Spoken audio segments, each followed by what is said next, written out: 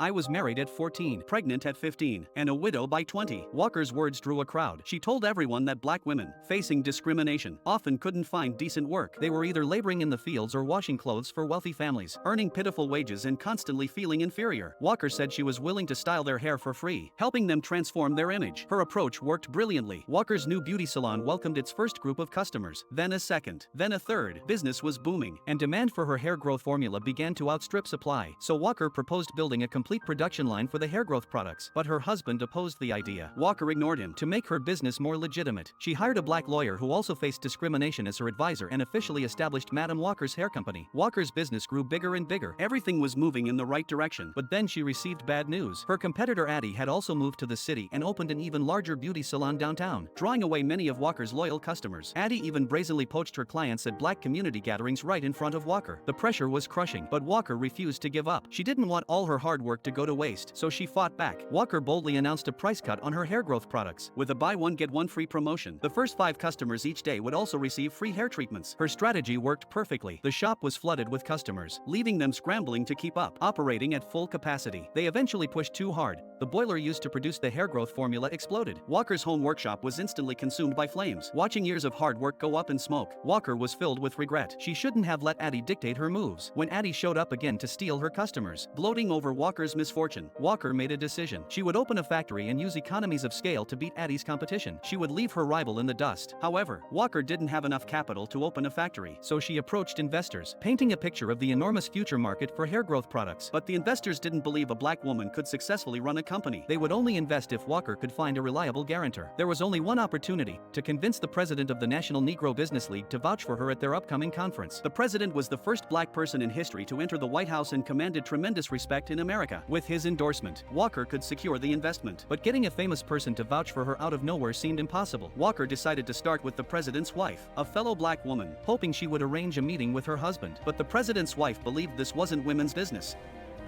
Where exactly is a woman's place? I mean, you are all accomplished women with college degrees. Most of you smarter than your husbands. Why hide back here? Go out there where the action is.